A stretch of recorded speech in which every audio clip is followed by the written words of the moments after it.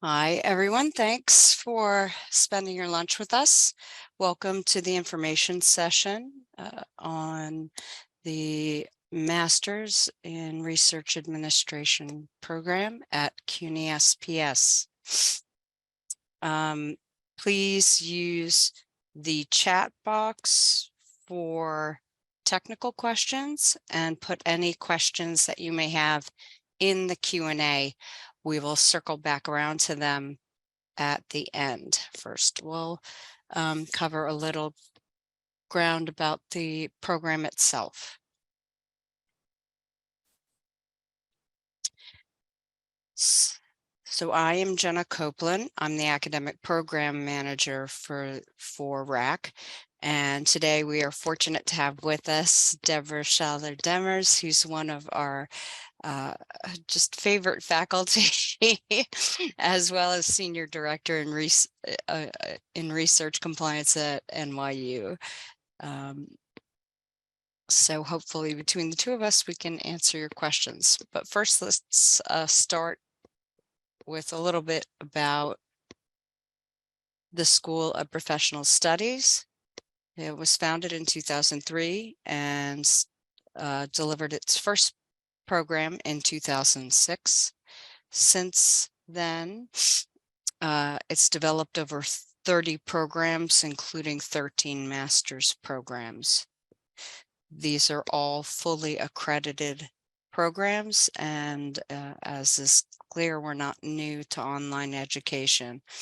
So when many schools at CUNY were turning for the first time to remote work, CUNY SPS was tapped to train faculty, not just in how to use Zoom or Blackboard, but in online pedagogy. It's what we do. The programs at SPS are flexible, and so they are geared towards working adults. In fact, in the RAC program, almost all of our students are grown folks. They are either working in the field, working in an allied field while they're participating in the program.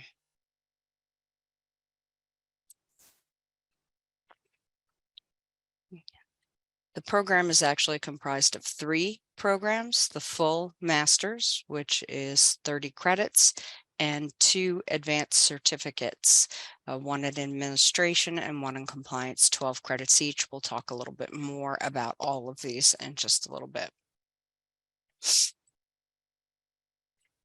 And why undertake an MS? You're working in the field.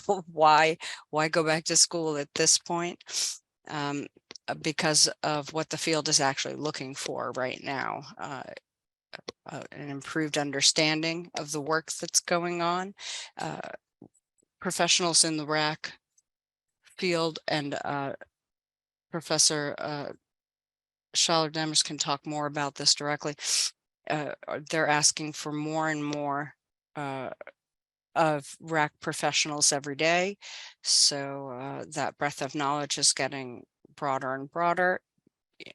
In our program in particular, you're learning from faculty who are predominantly working in the field. So it's the most current feedback and education that you can get. The job market in the RAC field is pretty good right now. And there is an increasing demand for skilled employees, and MS is one of the ways to get that experience. So how is this program different? A lot of other programs that are out there are training administrators within the RAC field, but our program really is looking to develop leadership skills. So we want our students to have a broad base within all of the areas that are under the umbrella of RAC, and we also support our students with leadership skills and business skills.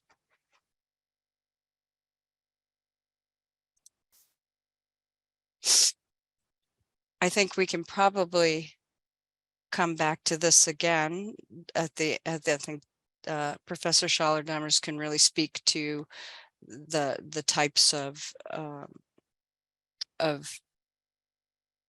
jobs that are available across the rec field for people who are making transitions and maybe coming in at an entry level through up to folks who are at her level, executive leadership. And there are a wide variety of places where rec professionals are employed. So what does the master's curriculum look like? Just briefly, there are 7 required courses, including the Capstone. If you take a look at our website, you can spend some time with each of these classes and actually look at descriptions of what they entail. In order to make the program meet the needs of the various students who come in, we also allow them to pick from electives from a number of different topics in order to tailor the program to your needs and to tailor the program to your interests. So it's through the electives that you can do that. And again, this is something that you can look at in closer detail on our program website. The advanced certificates share 2 courses at the base, 602 and 612, Introduction to Clinical Research and Intellectual Property. And then each certificate has a course that speaks to the focus, administration versus compliance. And then each class has a specific capstone tailored to its needs. Each of these classes, regardless of the certificate, whether you're in administration or compliance, all of these are the same classes that master's students are taking. So they are just as rigorous and provide you with that level of education. All of the courses in each of the certificates are required.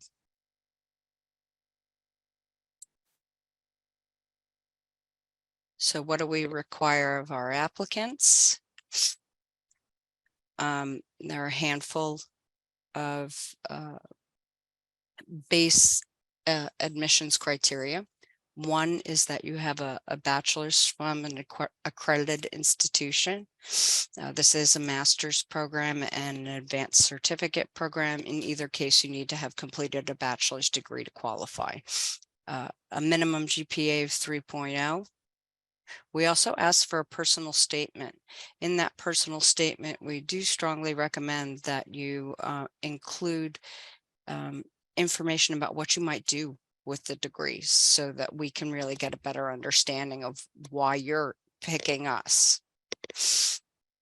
We need a copy of your current resume, 2 letters of recommendation. This can either be academic or your supervisor. If it's been a long time since you've been in school, that's fine. Having your supervisor, someone who has overseen your work, write those letters, that's just fine. Who we don't want, your coworker, your friend. We really want someone who's overseen your work, as I said. And depending on the application process, we may ask you to call in for an interview or Zoom in for an interview, so we can really understand, what your interest in the program. Deadlines for fall. April 6th is the priority deadline. We will look at those applications straight away, make decisions on them, so you get your answer back and you can plan for your fall accordingly. And then regular application deadline is May 18th.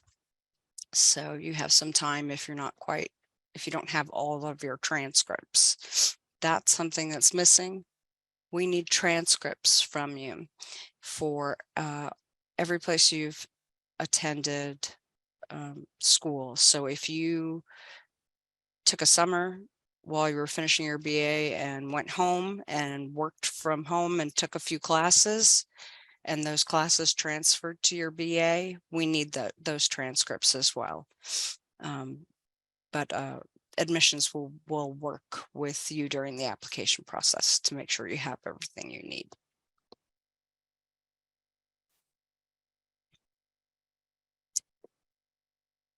So that's our quick overview, and I think we're ready to take a few questions. Here are some useful email and contact information.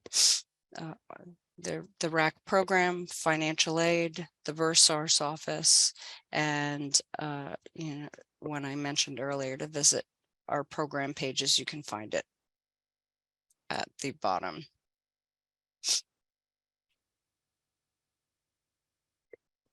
So I'm going to answer this first one if that's okay, Deb.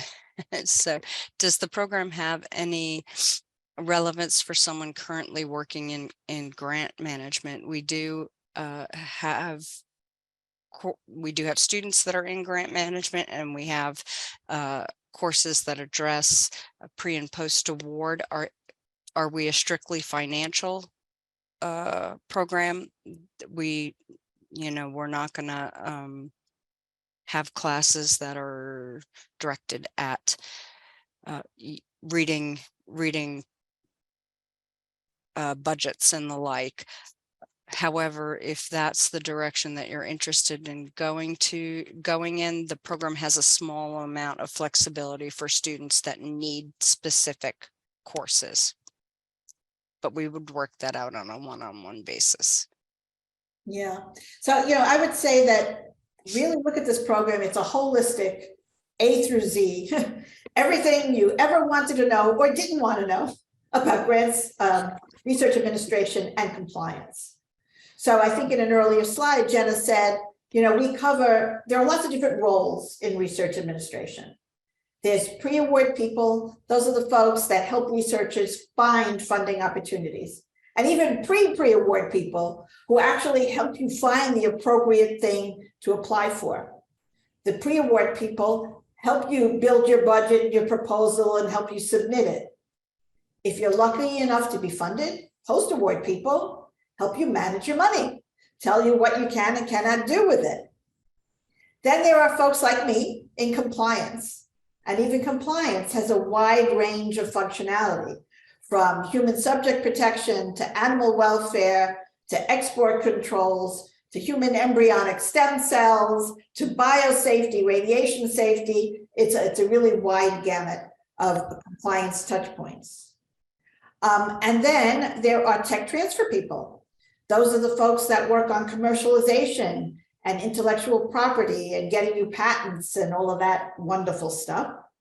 There are IT folks who strictly cater to the research administration community, so need content knowledge in order to do that in a great kind of way. It is not specific to any one kind of research, which makes our program really nice. Again, it's holistic, from supporting basic science to clinical research to translational research. There are certain basic skills that are required regardless of the type of research. Now, sometimes folks come to us thinking we're going to teach you how to be a researcher. That's not it. We are the folks, we're the backbone of the program. We are the people that support the researchers so that they can do their great work and save the world. In our own little way, we're helping to save the world too, because we're helping them get funding, manage their funding, and keep them compliant so that we don't have to give back money and, God forbid, nobody goes to jail. Now, so there's a wide range of positions, and there's also a wide range of institutions that you can do this work at, from currently, as of 3 weeks ago, I am now at NYU, New York University. I am going to be responsible for 16 colleges, everything but the medical school. The last 15 years, I was a vice president towards the end of research outreach and compliance at Memorial Sloan Kettering Cancer Center.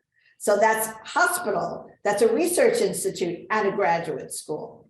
Prior to that, I was at Weill Cornell Medical College, which was a little bit smaller. So all that to show that that's 3 different, very distinct venues in which I can still be a research administrator specializing in compliance in my particular case. You can be a research administrator for a nonprofit, you know, something like American Cancer Society or Parkinson's Foundation. You can be a research administrator for the government. The National Institutes of Health have research administrators on staff intramurally, besides those that help us on the outside, program managers. So there's a really wide range of places that you can do this work, and there's lots of different roles. And what this program is good at is it gives you a glimpse of not only the different roles you can play, but how they interconnect. So even if you're a pre-award person, what do you need to know about compliance in order to do your job better or help serve your researchers better? So, and again, it is really geared for the working adult. So we have many folks already working in the field in some kind of degree. And trust me, if you were in academia, now I got my master's degree before there were master's degrees in research administration, but mine is in organization and management. I got it in 2006. At the time I was at Weill Cornell Medical College. I found a real difference on how people viewed me once I was able to put that MS after my name. Right or wrong, there is kind of an academic classism that happens when we serve really smart people. And so for those of us who say, is it really necessary? First of all, I'm a lifelong learner and I think learning is wonderful, no matter whether you get the credit or not. But having said that, I really do believe personally, because I've seen it, that there is value in putting that credential after your name. And whether it helps you in your current institution, take that next step up the career ladder, or it helps you get a job at a neighboring institution, I think it has value. So I'm just glancing at the questions and I'm going to step off my soapbox for a minute. As you can tell, I know Debbie's our best ally and our best mentor. Can you, Deb, could you answer this second question? I'm not sure I understand what the person is asking. Maybe you do? In which one? Is this program mostly focused on one type of research, that question? Yes. Yeah, because, you know, it's interesting because when I made the switch, I'll tell you a personal story. When I made the switch from MSK to NYU, well, one of the, you know, people that interviewed me said, well, I see you've got largely biomedical experience. So this is my answer. Research administration and compliance, the rules and regulations are the same, no matter what the kind of research is. So whether it's social behavioral, historical, humanities, engineering, it's saying the basic rules of the road are the same. Ethical research, and that's another big part of what I do, by the way. I've been running responsible conduct of research programs for 21 years. So that's basically teaching researchers and the people who support them, us, on what it takes to not only be compliant, but to be ethical and with integrity. And that's that one course that I teach. I teach the intro to research, ethics, compliance, integrity. I always get the order mixed up. But basically, how are those things distinct and how are they intersect, and they're applicable no matter what kind of research you're doing? Because even if your researchers don't do animal research, as consumers of the research, each one of us and each one of our researchers has an opinion about what can or should be done with animals in research. Because ultimately we might be the next patient or the next research subject, right? So as a society, we should all be caring about these topics. So they're applicable no matter what field of research you're supporting. I hope that answered your question. And is it relevant to administrators in Canada? So I will tell you this, though, I'm also very involved in the Society of Research Administrators International. And we have research administrators from all over the world. We have a big Canadian section, and we have folks, literally, I lose track of how many different countries we have members in. So while there could be nuances to regulations in different countries, so in Canada, you guys are mostly under the tri-agency rules and regulation, which is kind of similar to our National Institutes of Health. So while there might be specific nuances to those regulations, the basic skill set required to be a research administrator is the same, right? Getting funding opportunities, building budgets, managing the money, what to do with IP interests, all of that are basically the same. Export control regulations, which are largely, government-based in the US. Yes, Canada has export control regulations, and the UK has export control regulations, et cetera, et cetera. So again, there might be specific nuances. And actually, as I'm saying this, Jenna, that might be a good course to add, is something on international research and collaborations and what the research administrator needs to know, whether you're based in the US or Canada, but if you've got multinational collaboration, what you need to know. I know we do touch on that in my compliance class. We spent a couple of weeks talking about the nuances and the challenges in international collaboration as it affects authorship decisions, mentorship, God forbid research misconduct happens, who takes the lead, those kinds of things. Well, you must be psychic, because we were just talking about it at the last meeting about how to boost the international component across all the courses so that the topics are addressed within the particular course where the content's most relevant. So we're gonna look to make some improvements in that area in the weeks to come. So you're spot on. I like this question. If a person has 20 plus years in the field, are you exempt from certain courses? So the answer is no, but I certainly would expect you to get an A in a lot of those.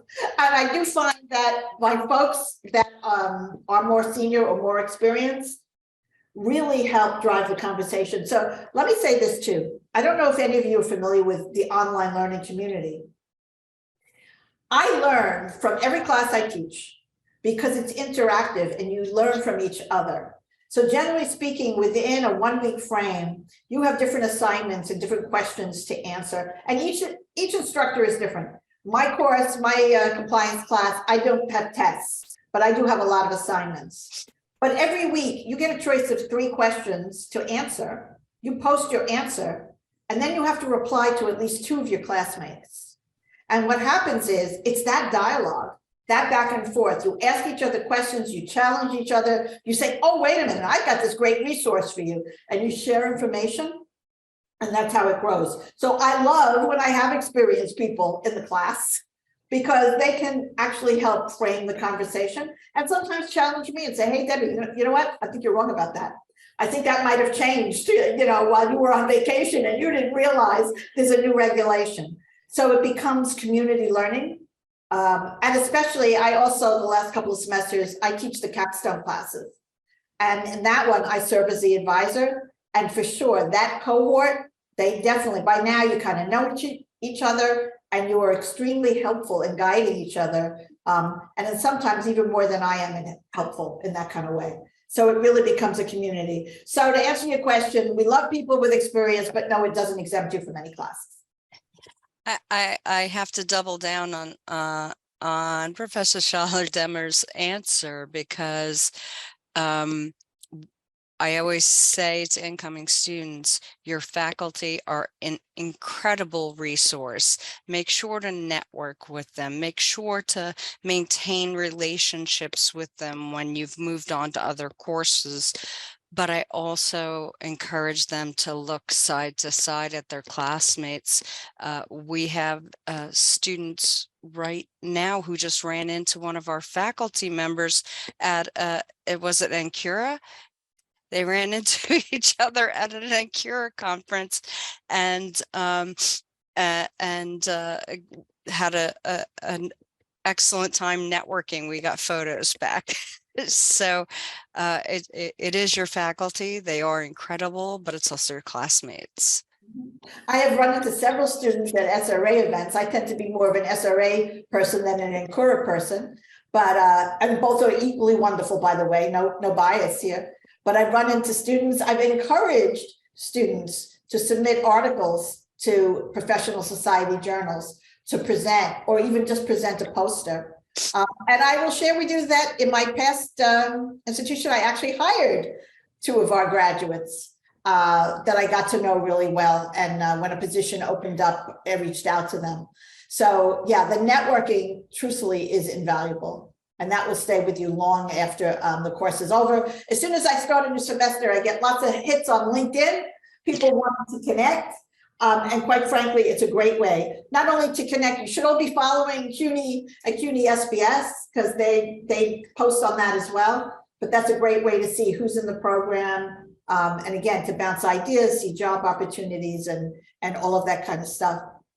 There's another question in here. If you previously started a master's program but decided not to complete it. Let me take this one. Go ahead. Let me take this one. No, it doesn't reflect poorly on you. Now, you've made a choice and it didn't work out for whatever reason. I would recommend sharing with us in your personal statement why you chose to leave the program. Certainly we don't need personal details. That's not what I'm suggesting, but just give us an idea of why it didn't work out for you and why you chose to move on. We all have different paths in life, and certainly we don't hold something like that against our students. Yeah. Life has a tendency of getting in the way. And certainly we've all lived through the chaos of COVID. So, stuff happens. So we're kind of used to dealing with that. I thought I saw another question about, let's see. I thought I saw something about how heavy writing. Again, it depends on the individual instructor and the class. Some are exam driven. Like I said, in my class, there are 8 assignments. Some are like VoiceThread or PowerPoint presentations. Some are essays, some are outlines. I try and vary it. Personally, I hate group work. I'm not a group work person, but I know there are my colleagues that love group work and have their classes structured around group work. So again, it's very different depending on the class and then who's teaching it in a particular semester.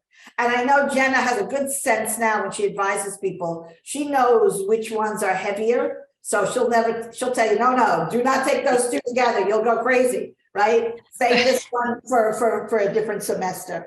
And not all classes are given every semester either. So sometimes that's also, fitting the puzzle pieces in the right order. That makes sense, not only for your learning path, but technically, operationally, for when they're actually given.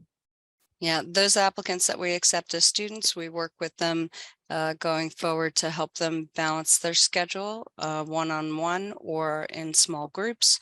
As far as writing goes, one thing that we share with our students over and over is at SPS, we're fortunate enough to have writing fellows, which are free to our students, and they will work with you at any stage of a project, whether it be organizing it at the front end or, helping you clean it up at the back end. And a lot of our students take advantage of the writing fellows as a great resource. So, what's the usual completion timeline for the program? Jenna, do we have an average? We don't have an average, but I can tell you that you can complete it in 5 semesters if you take a summer class, and that's with the understanding that you're taking 2 classes a semester, which is what most of our students do for a variety of reasons. One, because more than two classes is really untenable for anyone who's working.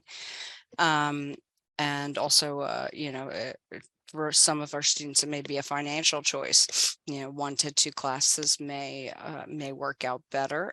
It may be a cyclical thing. The fall is busier for you at work, so you take 1 class in the fall and 2 in the spring. So it may take you longer than 5 semesters. We work with students, again, Samantha and I, to make sure that students that have goals for completion of the program come as close as is reasonable possible given their circumstances, to meet those goals. But we definitely have a group of working adults. So a lot of our students have kids, they have parents, they're in addition to working. So we try to help our students negotiate those those loads as well as their course load to complete when they'd like to. What about the career placement? Do we have an official career placement? Yes, we have a career services office. We work with them regularly to provide students with professional development workshops, and they also have resources for our students, more generally. They have placement options within that office, but we also share out specific opportunities that come our way, which are that happens quite often. So we have a closed LinkedIn group for all of our students and alum, and we usually place opportunities there and let students know how they can get, how they can apply or how they can, participate depending on what the opportunity is. And I see there's a couple of questions about the capstone, so I'll tell you about that. So the capstone, think about it as your final project. It's 15-week semester, just like any other semester, but it's all geared to creating this final project. So at this point, you've completed all of your coursework, and we want you to take what you've learned in the RAC program and figure out a problem statement, something to solve in a real-world application. So often students, if they're already working in the field, will say, we really need this SOP in our office. So they'll do a project to create this particular SOP or policy or a training program or design a new electronic system. And this is what I tell the students all the time. If you're doing a real world problem, I am not grading you on whether or not it's done by the end of 15 weeks and implemented, because that's almost impossible. But what I'm looking at is your process, your thinking. How did you recognize that this is a problem to be solved in research administration? There is a need to address this question. How you go about doing your literature review, your research, your data analysis, surveys, interviews, whatever have you. And then in the end, you're going to come out with this project paper. So I saw somebody said the word thesis. We don't technically use the word thesis, but yes, you can think about it that way, except that you don't have to orally defend it. It is a written project that you submit at the end of the semester. I always get the question, how long does it have to be? And I never like to give a page number because then people work to the page number. So my standard answer is, if you're at 10 pages, it's probably too little. If you're nearing 50 pages, you're probably getting to the point where it's too much, right? Not to say though, if you need 100 pages to tell your story, then go for it. Use 100 pages. But again, it's a scholarly work, well-written, well-cited. You will see in the syllabus, it's all the components are there. It's really, we give you the recipe and you follow it. I say I only because I've been teaching it the last couple of semesters, whoever would be teaching it serves as the advisor. So you will share your ideas with me in your class. We will meet every 2 weeks via Zoom to check in, to see how it's going, but it's largely a self-directed final project, final paper. I don't want to call it research because people get a little bit crazy. It might involve some research on your own. I've had people do papers on, especially since COVID, on the joys and sorrows of remote working conditions, ethical leadership. I've had several clinical research people have done things on the informed consent process, how to make that better. Lots of SOPs for grants offices. I have somebody in the program now who works for a nonprofit, which is a little bit of a different kind of situation. And there's no passed down knowledge. So creating a knowledge framework for not only who's there now, but who's going to come after. So again, it's self-directed with a little bit of help and guidance from me along the way. But think of it as like a final project paper that you have 15 weeks to complete. And by the way, the capstone for the certificates is the same as the capstone for the master's program. So obviously it's because you've had less coursework, it's it's not quite judged or viewed quite the same way, but it is the same components and the same amount of work. I think that's all the questions I've seen in the chat so far in the Q&A. If there's anything else that anybody would like to ask. And Jenna, am I right? If they have a question after we stop, they can reach out to the RAC at SBS? Most certainly, we're happy to answer questions about the program, the structure of the program, to share information with potential applicants. So please don't hesitate.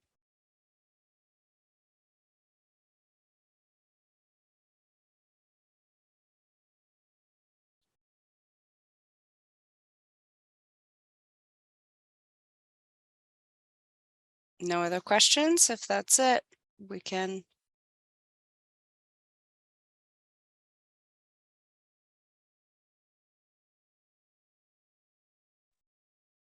I think that's it. I think that's it. If anyone has any lingering questions, as Professor Schaller-Demmer suggested, you can certainly pop them in an email and we will respond. Thanks for taking your lunch and spending it with us. Good luck to everyone. We hope to see you in a future class. Yeah.